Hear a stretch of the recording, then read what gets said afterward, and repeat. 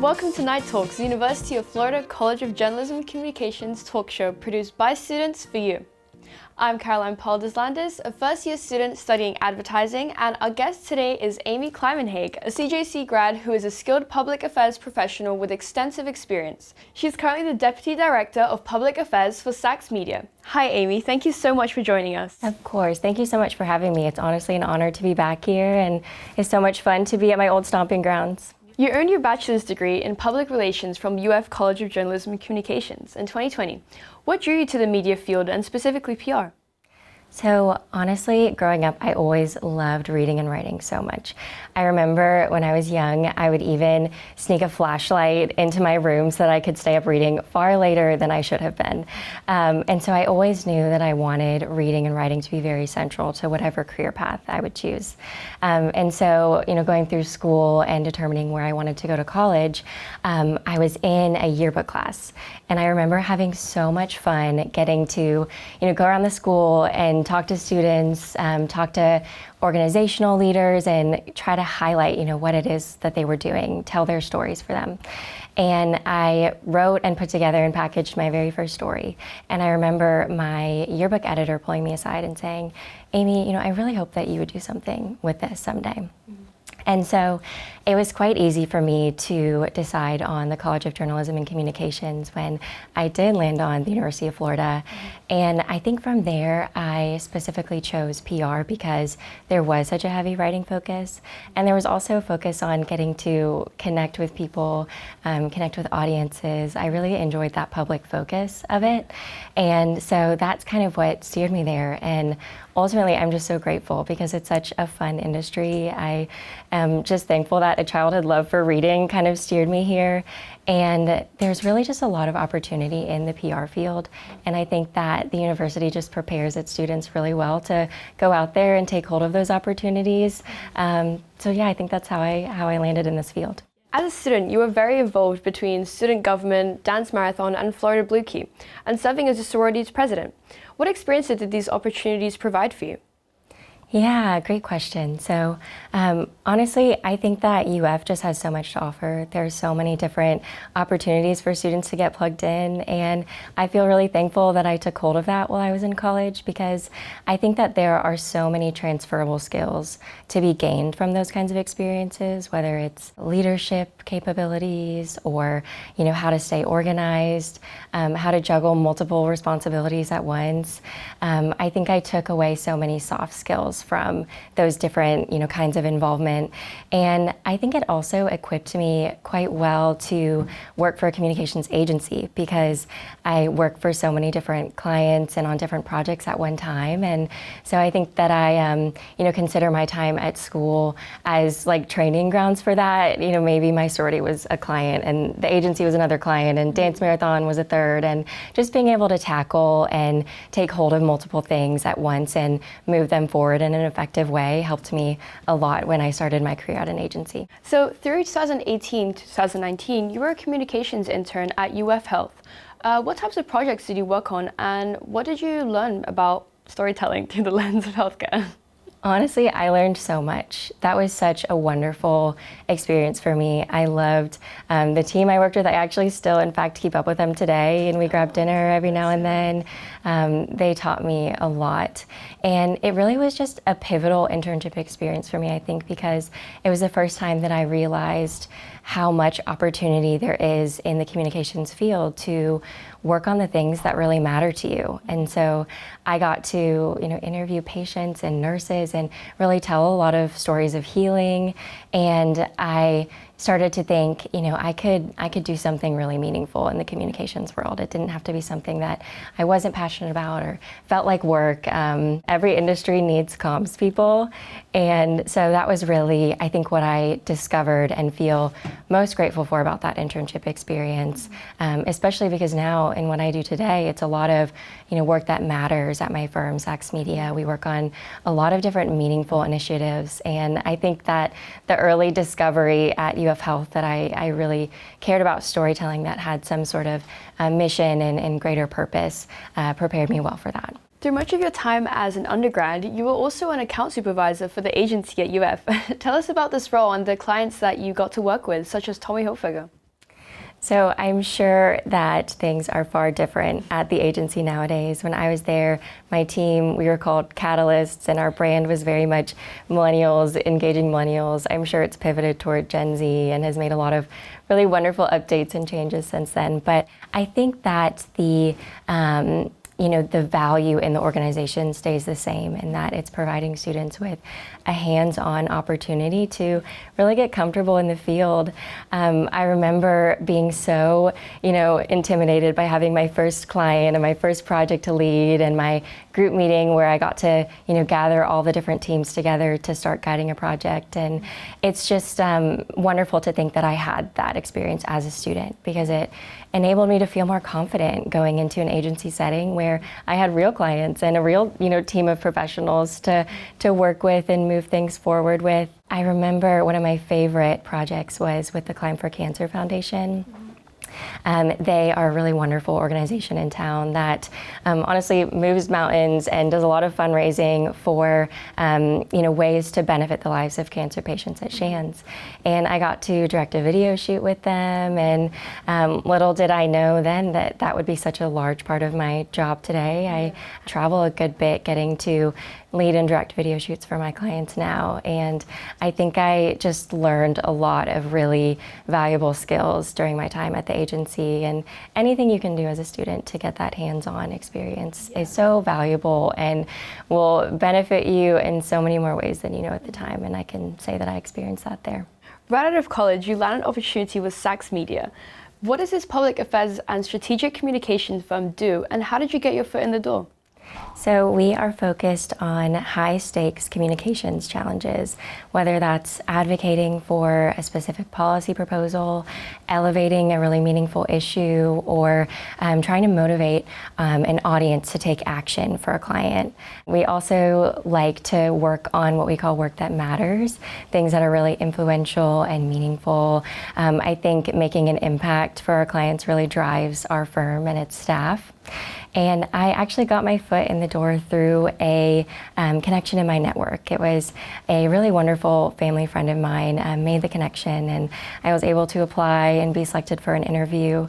And I think what also helped me get in my foot in the door was like literally putting my foot in the door. They had offered me a virtual interview experience, but I thought, I'd probably shine better if I go and meet them in person. And so I remember driving up from Gainesville, because I was still a student at UF at the time, and making my way to Tallahassee just for the day to see the headquarters and meet the team and do my interview. And I had a really wonderful experience with them, and I remember thinking, wow, these people are so talented and driven, yet it doesn't stop them from being really kind and welcoming and excited about what I had to say. And I think because I took that sort of above and beyond step in driving up for the day, I sort of became like an office story. They were kind of saying, oh, like that Gator drove up for the day just for this interview. And I think it set me apart. And it also allowed me to see that this was a place that I think I would really enjoy working at. And that was a long time ago, and I've been there ever since. Yeah, that's awesome. That's really cool that you've been there since you came out of UF. That's really cool. So tell us about the progression of your role at Sachs Media, from account coordinator to what you do now. Absolutely. So Honestly, overall, I think that my focus went from being really fixated on the tactics as an account coordinator. I was doing a lot of the first drafts of press releases and media advisories, managing projects forward with our creative team. And over time, I've gradually grown in my ability to now really set the vision and the goals for a campaign, work with the client to really determine, what are we trying to achieve, what is our message. And I love the fact that I've been brought to a point where I'm able to really guide and direct that strategy with our clients. And I think the other, progression really lies in being a little bit more behind the scenes, a little bit just, keeping things organized for a client in the background, to now really getting to be a relationship owner for our firm and getting to connect often with our clients and, really nurture those relationships and even get to pursue new opportunities for our firm. So I would say that was largely the progression from, what I was focused on when I started to where I am today. That's awesome. That's really cool. So as the youngest account manager in Sachs Media history, how did you navigate leading teams and accounts at such a young age? And were there any challenges you had to overcome? Of course there were. But I will say, I think that we can be our own worst enemies, as young professionals in the field. Oftentimes it's hard for us to have confidence in our competence, as our founder Ron likes to say. And I think that there is a lot that you can also do to sort of overcome that. Part of it is just embracing those opportunities where you feel intimidated or nervous. Maybe it's a big presentation or a client pitch, or just a new project that is something you haven't tackled before. Those are such wonderful opportunities to, really just test the waters, do your best, and come out either more confident on the other side or knowing what it is that you might need to work on. As a Deputy Director of Public Affairs, what did you oversee, and what does your day-to-day kind of look like? Yeah, great question. So I get to lead and help direct a lot of our communications initiatives that have some sort of a legislative focus, whether it's some sort of bill that's a priority or another issue that we're trying to either move forward or even block. And I get to work with our clients very directly to set the vision for what it is that we're trying to achieve and message on, and just move that campaign and initiative forward, really oversee its direction and where it's headed. And I also get to work with really wonderful account coordinators and account executives who are so talented at producing high quality work for our clients. And so a lot of my time is spent connecting with my clients, coaching my team, acting as sort of a project manager to make sure that things are on track. I get to review a lot of files before they go out into the public, before they go to a client.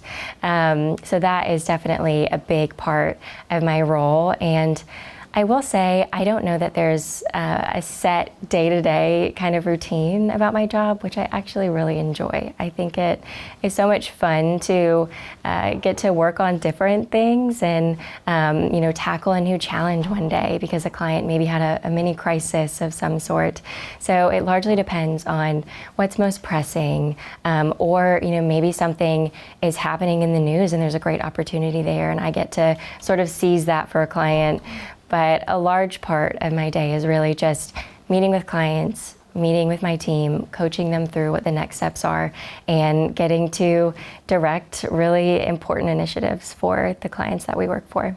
So going into your projects, do you usually go into it with, having everything prepared, everything organized, or do you kind of just leave things to the spontaneity?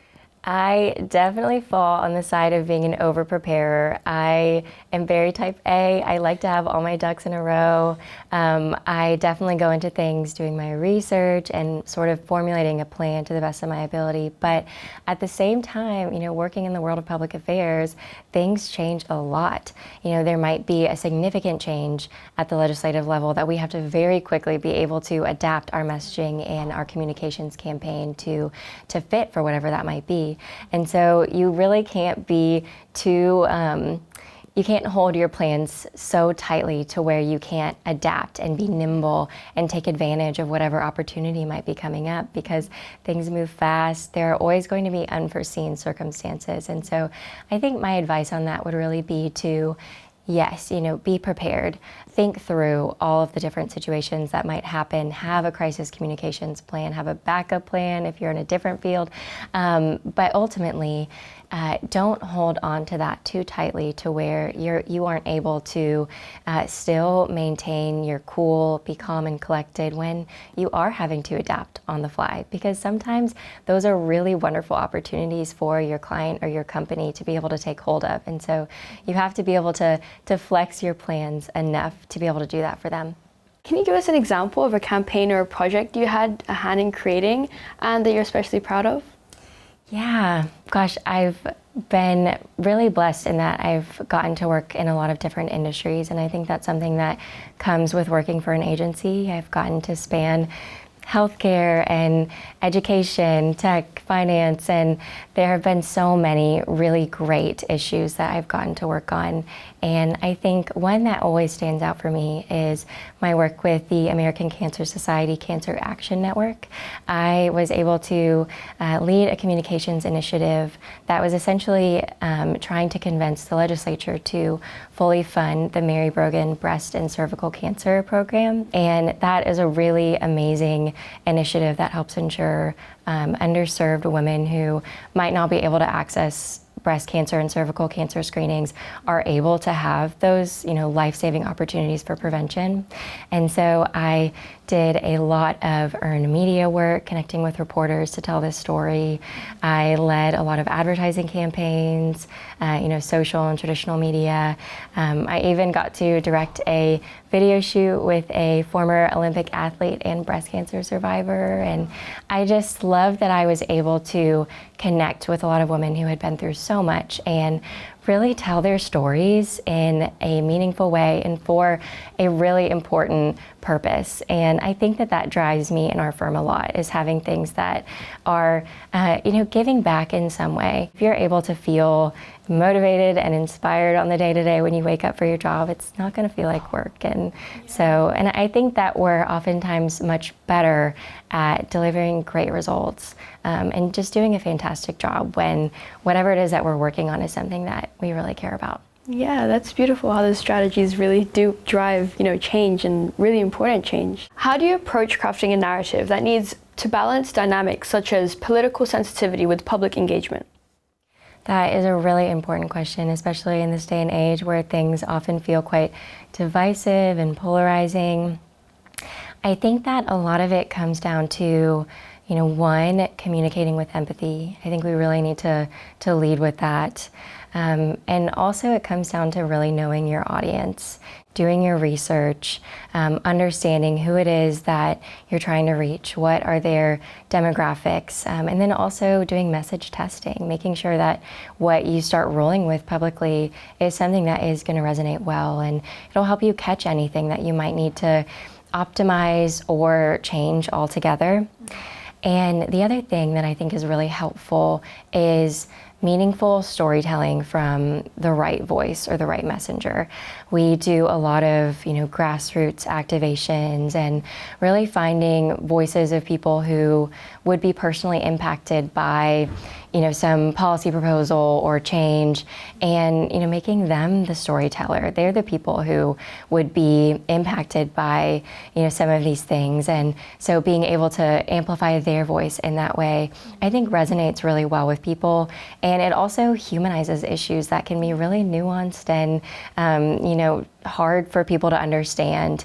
And when it's someone who is, actually impacted by something directly telling the story, I think that naturally brings in a lot of empathy and understanding from whoever your audience might be. So you earned your certification in international communications from Florence University of Arts. How does studying abroad influence your communication style and your cultural awareness in your work today?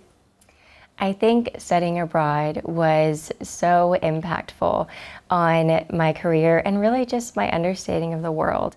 It broadened my horizons, and so I would really recommend to any student who's considering study abroad to really check it out, or even consider some sort of maybe a volunteer program abroad instead.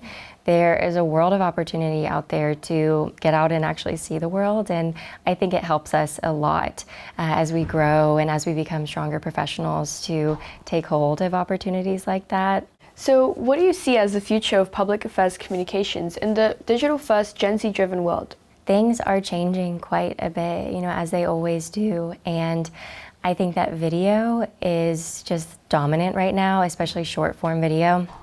And I think that will continue to progress, and the focus on a lot of messaging and communications initiatives will be that short form video storytelling, and just a greater focus on different digital advertising opportunities. I think new ones will come about, and we'll have to harness that opportunity.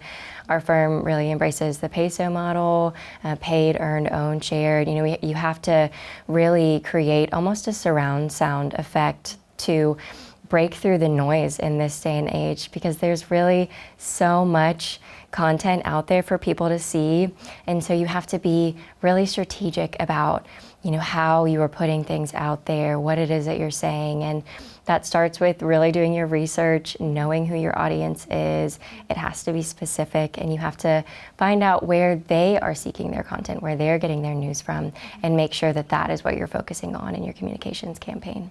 Are you involved in any professional organizations? And if so, what values do those provide? I am very involved with the Florida Public Relations Association.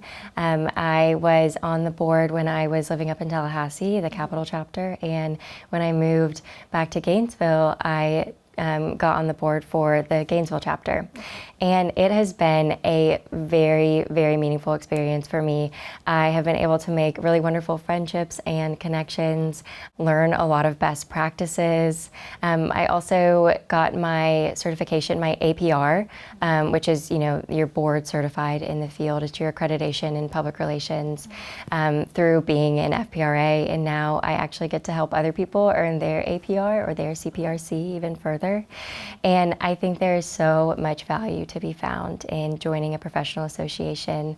And so I would say, consider what it is, you love, what you enjoy, or what you want to learn more about, and find a group of people who are already doing that, because there's a lot of different groups out there that can really help you to grow, especially early on in your career.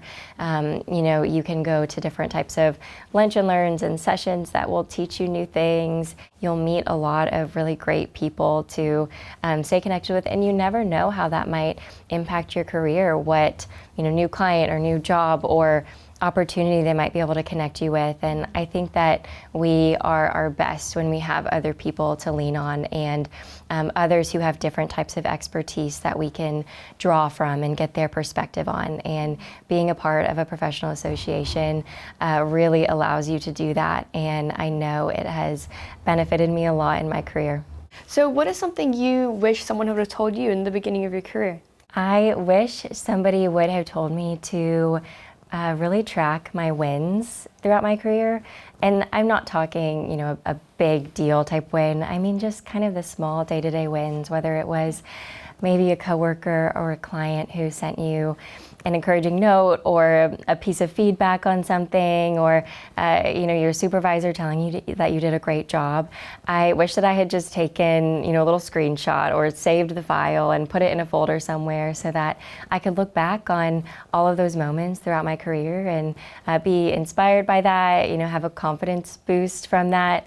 And so I wish somebody would have told me to do a better job of tracking those things over the years, because it's really fun to get to look back and see how much you've grown, see all of the different types of impacts that you've made in your work. And so I would definitely encourage people who are starting their career to keep tabs on that, whether it's some sort of list or just a folder or Google Drive.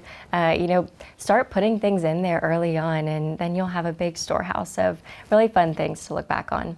What has been your most rewarding professional experience so far, and what's still on your bucket list? I think that the most rewarding part of my career so far has really been getting to mentor other women. I so enjoy having a hand in someone else's career trajectory, and I also feel as though I've been so invested in by my own mentors, by my own company, and to be able to sort of pay that forward feels very full circle, and it truly is just so exciting to see someone who I've been coaching and trying to empower just go out there and absolutely crush it and do such a wonderful job for our clients. I kind of like to think of it almost as like a watering can, when you get really filled up and then you're able to sort of just pour out and help other people grow. And so I just like that visual. I think mentorship is so important. I think it's something we have a responsibility to do, and it's something that's also just really rewarding and fun. As for what's left on the bucket list, I honestly feel as though I have so much time professionally to get to work on really meaningful issues, and I would say that that's my focus going forward. There are a lot of things that I really care about, and I want to make an impact. I want to make a difference. I want to work on issues that feel meaningful and inspiring to me, because that's when I know that I'm my most energized, and delivering the best results that I can is when it's something that matters to me. So I want to focus on that through my career. I want to lead and inspire and help a lot of people grow along the way. But I'm just excited. I think that over the years I've been just prepared really well through my time at UF, through the involvement we were discussing, through my last 6 years at my firm. I just have had such a amazing career so far. I can't believe all the things I've gotten to do even early on in my life. And so I know that there's so much ahead, and I'm excited to see what it is. Yeah, that's awesome. A lot of people think that the only way you can really help people is maybe like through doctors and stuff, but it's fascinating how communication can do that and help so many other people. Yeah, that's a great point. Honestly, it kind of reminds me of my thought process about my time at UF Health, because I got to realize, well, maybe I wasn't a doctor or a nurse or a healthcare professional. I was getting to impact patients in a way that really utilized my own skill set, and that was really meaningful to me. That's really cool. That's really awesome. And back to the mentorship thing, was there anything that your mentor passed on to you that you felt like would be interesting to, pass on to your mentees? Yeah, honestly, I think one part of it is just the idea of being really confident in what it is that you're moving forward, and reminding yourself of how much you've worked on your education, your intellect, the experiences that you've had, and being able to really take that and run with it. We like to embrace a run until you're tackled mentality at our firm.